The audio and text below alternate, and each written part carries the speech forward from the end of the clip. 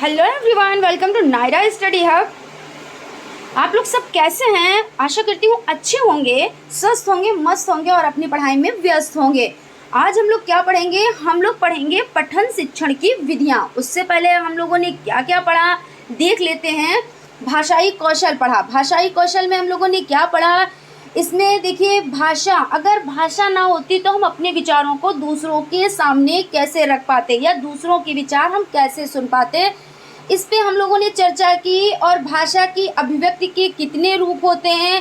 तो 2 रूप होते हैं, यानी कि हम बोलकर अपनी बातों को किसी के सामने रख सकते हैं और लिखकर। ये चीज़ हम लोगों ने पढ़ी। उसके बाद भाषा की प्रकृति एवं विशेषता पढ़ी। इसमें क्या पढ़ा कि देखिए, भाषा और विचारों में एक अटूट संबंध होता है। भाषा विचारों के बिना अधूरी होती है।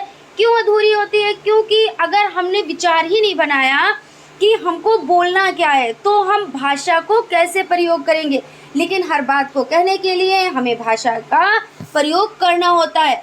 और देखिए, हम लोगों ने क्या देखा? भाषा का महत्व देखा। इसमें व्यक्तित्व का विकास, भावात्मक विकास, अध्ययन अध्यापन का मूल आधार, ये हम लोगों ने देखा। और अगर भाषा की बात कर ली जाए, यानी मातृभाषा की बात कर ली जाए, तो बच्चा कैसे सीखता है? बच्चा अपनी माँ से मातृभाषा सीखता है, यानी मदर टंग इसको कहते हैं।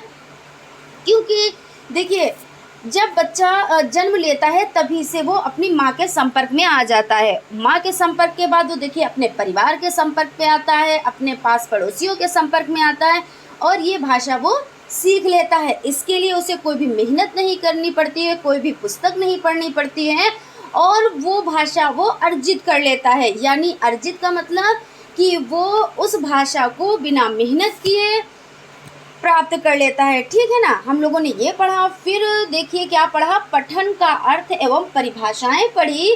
परिभाषा में हमने पढ़ा उमा मंगल, यानी उमा मंगल के अनुसार हमने परिभाषा पढ़ी थी कि लिखित सामग्री को पढ़ाते हुए अर्थ ग्रहण करने की क्रिया को पठन कहा जाता है। यानी कि अगर कोई चीज़ है, जैसे मान लीजिए हमारे नोट्स है और आप इनको पढ़ रहे हैं, तो पढ़ने जो अर्थ ग्रहण कर रहे हैं तो वो क्या है? वो पठन है। इनका यही बताने का मतलब मोटिव है, यानी ये यही चीज़ यहाँ पे बता रहे हैं। उसके बाद देखिए, हम लोगों ने पठन के उद्देश्य पढ़े। पठन के उद्देश्य के बाद हम लोगों ने पठन की उपयोगिता को पढ़ा, पठन के महत्व को पढ़ा और पठन के प्रकार को पढ़ा। पठन के प्रकार में हम लोगों ने क्या पढ़ा? देखिए, मौन वाचन, शाश्वत वाचन, मुद्रा भाव पठन, अभिनय पठन और चित्र पठन हम लोगों ने पढ़ा। इस पे हम लोग थोड़ी सी रोशनी डाल लेते हैं कि मौन वाचन किसे कहते हैं। जैसे कोई लिखित, आप लोगों को कोई, मान लीजिए ये नोट्स हैं आपके, तो आपको ये प्रोवाइड हो गए। अब आप उनको शांति से बिना आवाज़ किए हुए आप लोग इनको पढ़ रहे हैं। देखिए, इस तरह के एग्जाम्पल से क्या होता है? चीज़ें बहुत अच्छे से जहन में, यानी कि माइंड में बैठ जाती हैं। तो क्या होता है कि आप शांति से बिना शोर किए, बिना आवाज़ किए आप लोग पढ़ रहे हैं। इसे क्या कहते हैं? इसे मौन वाचन कहते हैं। और शाश्वत वाचन किसे कहते हैं? शाश्वत वाचन उसको कहते हैं कि आप किसी चीज़ को पढ़ने के लिए उससे आवाज़, जैसे कि मैं बोल रही हूँ तो मैं क्या कर रही हूँ? तो मैं शाश्वत पठन यानी शाश्वत वाचन कर रही हूँ। मुद्रा भाव पठन, मुद्रा भाव पठन का मतलब ये होता है कि जैसे कि अगर आप क्रोधित हैं या खुश हैं, तो आपके फेस से, यानी जो आपका चेहरा है उससे आपको झलक रहा है कि हाँ, जैसे सामने वाला व्यक्ति है वो बहुत ही क्रोधित है, तो आप उसकी आंखें लाल हो जाएंगी। तो आप देखोगे कि मुद्रा भाव से आपने, और उसकी भवें टेढ़ी मेढ़ी, तिरछी इर्छी ऐसे करके बनाते नहीं, जो बहुत ज़्यादा गुस्से में होते हैं। तो इस तरह से आप क्या समझ सकते हो कि ये मुद्रा भाव पठन हो गया। और अभिनय पठन हम लोगों ने पढ़ा, चित्र पठन पढ़ा, ये आप लोग बहुत अच्छे से जानते हैं और इसको हमने बहुत ही डिटेल में इसको पढ़ाया है। फिर अक्षर पठन हो जाता है, शब्द पठन हो जाता है और मात्रा पठन हो जाता है। आज हम लोग क्या पढ़ेंगे? तो आज हम लोग पढ़ने वाले हैं पठन शिक्षण की विधियाँ। तो फ्रेंड्स, अगर आप हमारे चैनल पर नए हैं तो चैनल को सब्सक्राइब ज़रूर कर दें और बेल आइकन को भी ज़रूर प्रेस कर दें, जिससे आने वाली वीडियोस आप तक पहुंच सके। और फ्रेंड्स, अगर आप लोगों को ये नोट्स चाहिए तो आप हमारे टेलीग्राम चैनल से जुड़ सकते हैं, जिससे आप लोगों को PDF नोट्स प्रोवाइड हो जाएंगे। तो चलते हैं, देखते हैं पठन शिक्षण की विधियाँ, यानी मेथड्स ऑफ रीडिंग टीचिंग। तो इसमें देखते हैं, बालकों को स्वर व्यंजन वर्णमाला से परिचित कराया जाता है। परंतु पढ़ने का तरीका रुचिकर न होने के कारण इनमें पढ़ने की इच्छा जागृत नहीं होती है और वे इसे भार समझने लगते हैं। पठन शिक्षण की विधियां इस प्रकार है। देखिए क्या होता है, इसमें ये बताया गया है कि बालकों को स्वर और व्यंजन वर्णमाला से परिचित करा दिया जाता है। जैसे यहाँ पे लिखा है छोटा आ, बड़ा आ, छोटी बड़ी, इस तरीके से लिखे हैं। तो आप गए क्लास में और बुक यानी पुस्तक खोल के बैठ गए और बच्चों को पढ़ाया, ये छोटा आ है, ये बड़ा आ है, ये छोटी ही है, ये बड़ी ही है। इस तरीके से बच्चे बस रटन पद्धति पे कि हाँ टीचर बता रहे हैं और हम पढ़ रहे हैं, बच्चे बोर हो रहे हैं। तो इस तरीके से जो ये विधि है, ये आप लोगों को बच्चों को कैसे पढ़ाना है, बच्चों को आपको इस तरीके से पढ़ाना है कि उनका मन भी लगे और वो ये ना समझे कि हमको पढ़ाया जा रहा है, वो ये समझे कि हमको खेल खिलाए जा रहे हैं और खेल खेल में बच्चों को शिक्षा प्रदान करनी है। तो हम लोग देख लेते हैं किस किस तरीके से बच्चों को शिक्षा दी जा सकती है। तो फर्स्ट नंबर पर हो जाता है अक्षर बोध विधि। देखिए इस विधि में सर्वप्रथम बालकों को अक्षर का ज्ञान दिया जाता है, जैसे छोटा आ, बड़ा आ, छोटी बड़ी, डॉट डॉट और का, खा, गा, घा आदि। इसके बाद आते हैं स्वर एवं व्यंजन, जिसमें मिलान सिखाते हैं। तो सबसे पहले हम ये बात कर लेते हैं कि जो ये छोटा बड़ा, छोटी बड़ी और का, खा, गा, घा, जैसे कि हम लोग अभी भी चर्चा कर चुके हैं कि अध्यापक गया और उसने बस पढ़ाना स्टार्ट कर दिया। तो ऐसे नहीं होता, क्योंकि जब हम बच्चों को पढ़ाएंगे तो कैसे पढ़ाएंगे, जाएंगे बच्चों से पहले घुलेंगे मिलेंगे और बच्चों से उनका नाम पूछेंगे, वो किस भाषा में बात करें, यानी उनकी जो मातृभाषा है यानी मदर टंग है उसको सम्मान देंगे और वो जिस भाषा में बात कर रहा है उस भाषा में उसको हम बात करने देंगे। तो उसको लगेगा कि जो ये अध्यापक हमारा है ये हमारी बहुत पुरानी जान पहचान का है और क्या है कि हमारी रिस्पेक्ट, बच्चा भी समझता है, अपनी रिस्पेक्ट को बच्चा भी समझता है। तो जब बच्चे को इस तरीके से पढ़ाया जाएगा तो बच्चे का क्लास में मन लगेगा और जब मन लगेगा तो वो सीख जाएगा, वो चीज़ों को सीख जाएगा। ये नहीं सिर्फ गए और बस ये ब्लैक बोर्ड पे लिखना शुरू कर दिया, ये छोटा आ है पढ़ लो, ये बड़ा आ है पढ़ लो, ऐसे नहीं होता है। देखिए जैसे भा प्लस आ, तो भा हो गया, ला प्लस ऊ, ला में बड़ऊ की मात्रा हो गई बराबर भा में आ की मात्रा प्लस ला में बड़ऊ की मात्रा बराबर भालू हो गया। फिर फिर शब्दों को जोड़कर वाक्य बनाना सिखाते हैं। ये विधि देखिए बहुत ज़्यादा सही नहीं है। अक्षर बोध विधि के अंतर्गत शिक्षण क्रम को निम्न प्रकार से समझाया जा सकता है। शिक्षण क्रम, वर्ण से शब्द बना दिए, शब्द से वाक्य बना दिए। अब उसके बाद देखते हैं कहानी विधि। आप लोग बहुत अच्छे से जानते हैं कहानी विधि बच्चों को कितनी पसंद होती है। तो यह विधि विश्लेषणात्मक विधि का ही विस्तार है। इस विधि से संपूर्ण वर्णमाला को वाक्यों से निर्मित कहानी द्वारा सिखाया जाता है। छात्राध्यापक इस प्रकार के वाक्यों का निर्माण करते हैं कि उन्हें जोड़कर या उन वाक्यों का प्रयोग करके कोई कहानी बनाई जा सके। जैसे मान लीजिए आपने कोई कहानी बच्चों को बताई, किसी के बारे में आपको बताना है और बच्चों को उसके बारे में ज्ञान देना है, तो आप क्या करेंगे, आप बच्चों को कहानी के माध्यम से उसको समझाएंगे। जैसे मान लीजिए आप कोई भी कहानी रख लीजिए, खरगोश और कछुए की कहानी आप रख लीजिए, तो आप क्या करेंगे, खरगोश और कछुए की कहानी उसको सुनाएंगे कि देखिए किस तरीके से खरगोश तेज़ दौड़ता था, लेकिन वो अपनी चालाकी के चक्कर में वो देखो हार जाता है, क्योंकि वो तेज़ दौड़ता था, वो तेज़ दौड़ता गया और उसके बाद आधे रास्ते में क्या हुआ, वो एक पेड़ के नीचे सो गया। वो समझा कि हम तो तेज़ वैसे भी दौड़ लेते हैं, हम जब कछुआ यहाँ तक आएगा तब तक हम अपने जहाँ पे हमको पहुँचना है पहुँच जाएंगे। लेकिन होता क्या है, रियल में कछुआ धीमी चाल से चलता है, लेकिन वो रेस्ट नहीं करता है और वो धीमी गति से बढ़ता जाता है और जहाँ पे उसको पहुँचना होता है वहाँ पे वो पहुँच जाता है। इस तरह से क्या होता है, खरगोश सो गया और वो हार जाता है और कछुआ क्योंकि वो धीमी गति से चलता है फिर भी वो जीत जाता है। आप लोग इस तरीके से बच्चों को कहानी के माध्यम से शिक्षा दे सकते हैं। ये देखिए एक बहुत अच्छी विधि होती है बच्चों को शिक्षा देने के लिए। उसके बाद देखिए शब्द शिक्षण विधि। तो यह विधि देखो और कहो विधि भी कहलाती है। कौन सी विधि कहलाती है? तो जो शब्द शिक्षण विधि है वो आपकी देखो और कहो विधि कहलाती है। और इस विधि में सार्थक शब्दों को पढ़ाना सिखाया जाता है, जैसे पापा, मामा, चाचा, दादा, नाना आदि।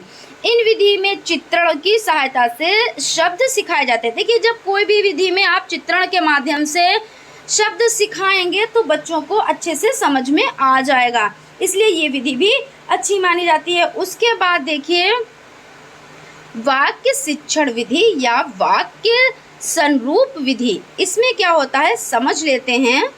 इस विधि को कविता या कहानी विधि भी कहते हैं। किस विधि को? तो वाक्य शिक्षण विधि या वाक्य संरूप विधि को। इस विधि में 4 से 5 वाक्यों की कविता या कहानी के वाक्य चुन लिए जाते हैं और रोचकपूर्ण तरीके से शिक्षण प्रदान किया जाता है। वाक्यों के ज्ञान के पश्चात शब्दों और अक्षरों का भी ज्ञान अत्यंत आवश्यक है, तभी यह विधि पूर्ण कहलाती है। पूर्ण कहलाती है मतलब पूर्ण से अंश की ओर।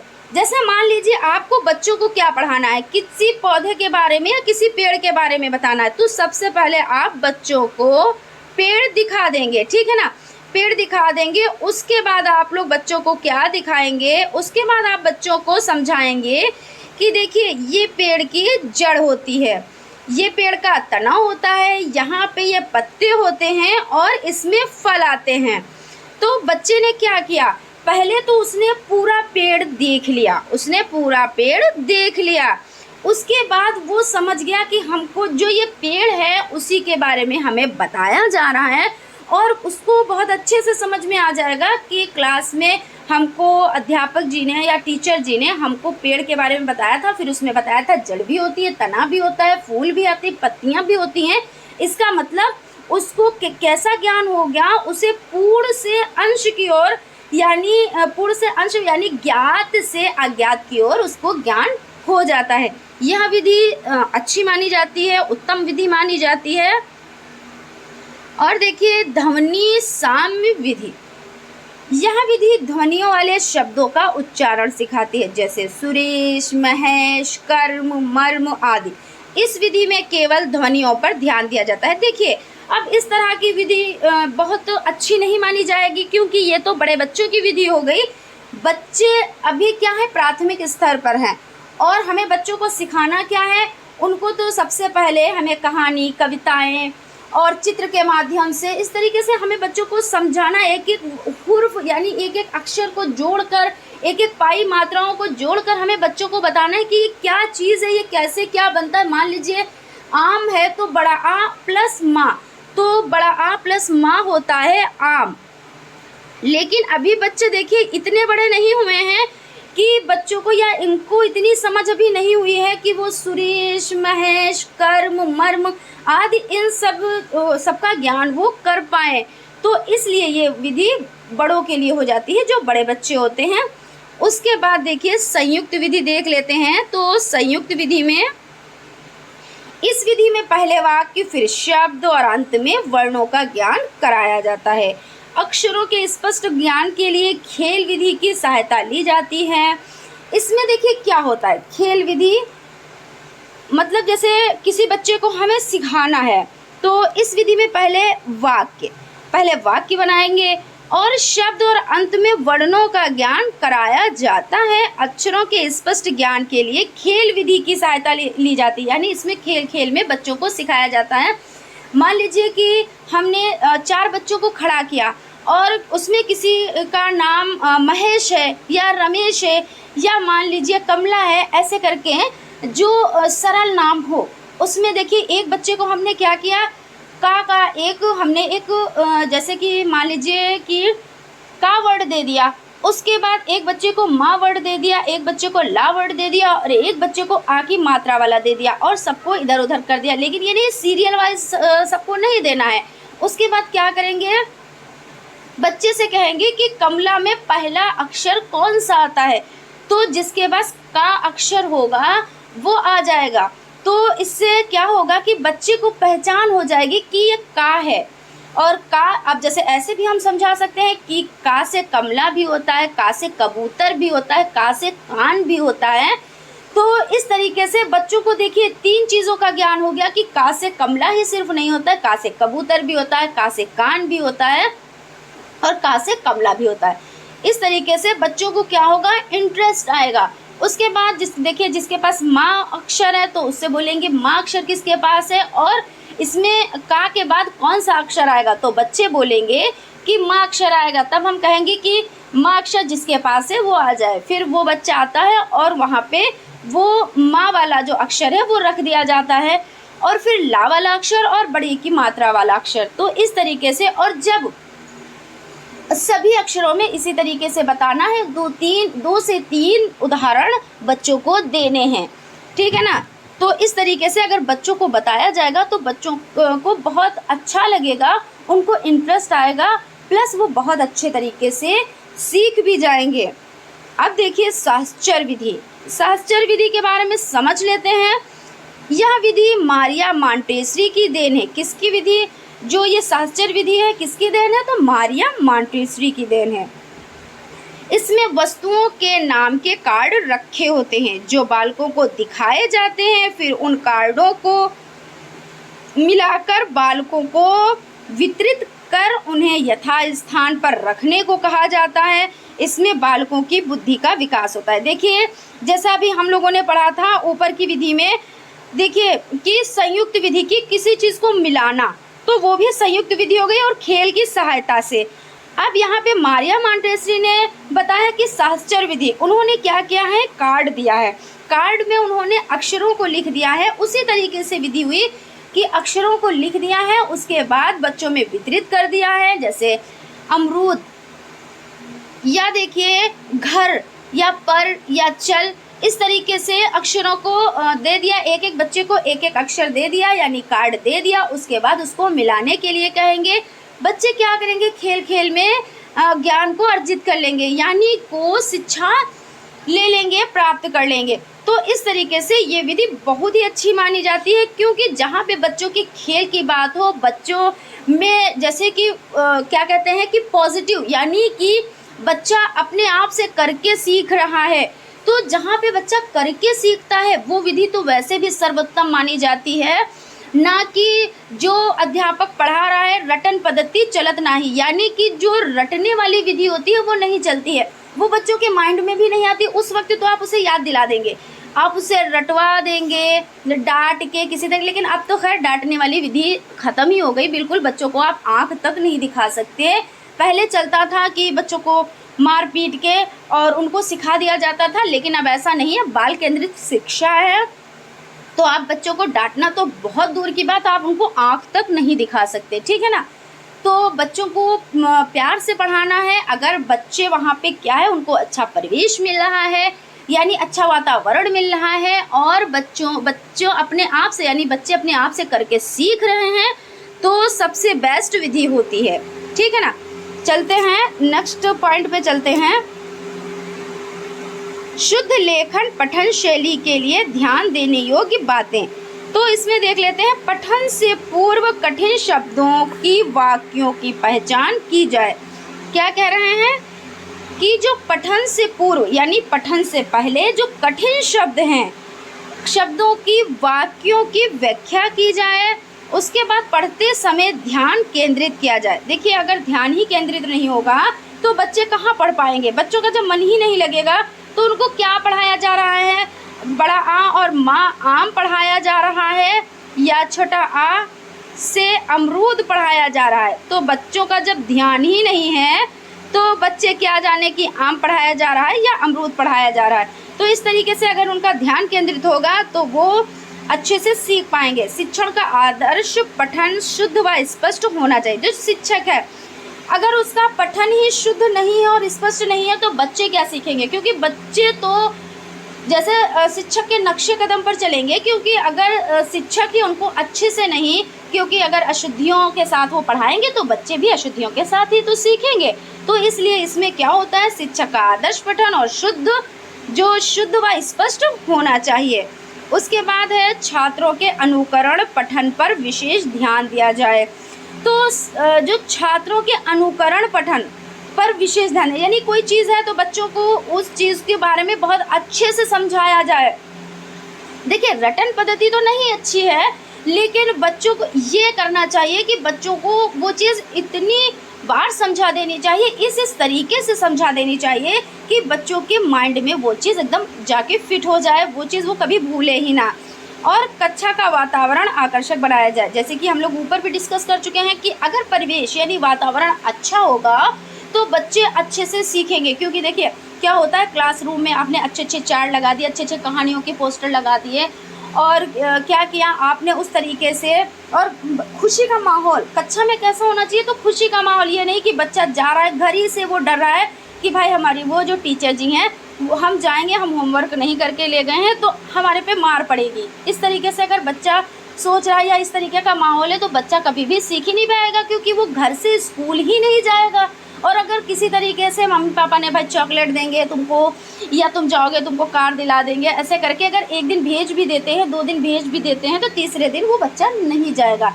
तो इसलिए क्या होना चाहिए, इसलिए कक्षा का माहौल इस तरीके का होना चाहिए कि अध्यापक बहुत ही सरलता से, बहुत ही अच्छे तरीके से, बिना बच्चों को डराए हुए अच्छे से पढ़ाएं। और वहाँ का माहौल, दीवारों पे पोस्टर लगे हों, कहानियों के अच्छे अच्छे पोस्टर लगे हों, रंग बिरंगे चित्र लगे हों, तो बच्चों का मन लगेगा, वो अपने आप ही से घर से ही विद्यालय जाने के लिए बहुत अच्छे से रेडी हो जाएंगे और विद्यालय पहुँच जाएंगे। और जब विद्यालय में पहुँचेंगे तो अपने क्लासरूम में तो उनको पहुँचने में देर ही नहीं लगेगी, क्योंकि वो इतना एट्रैक्टिव क्लास ही है। तो इस तरह से देखिए हम लोगों ने क्या पढ़ा, हम लोगों ने पठन शिक्षण की विधियाँ पढ़ी, और जिसमें हम लोगों ने जाना कि कितनी विधियाँ हैं और किस किस तरीके से इन विधियों का प्रयोग किया जाता है। और शुद्ध लेखन पठन शैली के लिए ध्यान देने योग्य जो बातें हैं वो भी हम लोगों ने पढ़ी। उम्मीद करती हूँ आप लोगों को बहुत अच्छे से समझ में आ गया होगा। अगर कोई चीज़ समझ में नहीं आती है तो प्लीज़ कमेंट ज़रूर करें, हम उसका रिप्लाई आप लोगों को ज़रूर देंगे। और फ्रेंड्स देखिए 4th सेमेस्टर में ये जो सब्जेक्ट है आपका इसलिए दिया गया है क्योंकि आप जब विद्यालय में प्रवेश करें तो आप बच्चों को इसी तरीके से बहुत ही अच्छे ढंग से पढ़ाएं। और गणितीय ज्ञान, क्योंकि अगर बच्चों को हिंदी ही नहीं आती है और गणित ही नहीं आती है, यानी उसको 2 और 2 कितने होते हैं यही नहीं पता है, तो वो उसको पढ़ने से तो कोई फ़ायदा नहीं ना। तो इसलिए जो हमारे आज के बच्चे हैं वो कल का भविष्य हैं, और जब कल का भविष्य है तो उनको ये सब चीज़ें आनी चाहिए। और वो डिपेंड किस पे करता है, जो अध्यापक होते हैं। और जो आप लोग पढ़ रहे हो तो आने वाले अध्यापक, यानी भावी जो भविष्य में आने वाले होने वाले अध्यापक हो, तो इन सब चीज़ों का आप लोगों को ज्ञान बहुत अच्छे से होना चाहिए। इसीलिए आपके 4th सेमेस्टर में ये सब्जेक्ट यानी आरंभिक स्तर पर भाषा एवं गणित के पठन लेखन तथा संख्यापूर्ण संबोधन क्षमताओं का विकास, ये जो आपका पाठ है ये आप लोगों का इसीलिए है क्योंकि आप लोगों को इसी तरीके से अध्यापक बनना है और बहुत अच्छे से बच्चों को पढ़ाना है। तो फ्रेंड्स आज ही तक आप लोगों को हमारा वीडियो कैसा लगता है प्लीज़ कमेंट ज़रूर करें। हमारे चैनल को लाइक करें, सब्सक्राइब करें और बेल आइकन को भी ज़रूर दबा दें, जिससे आने वाली वीडियोस आप तक पहुंच सके। Thank you.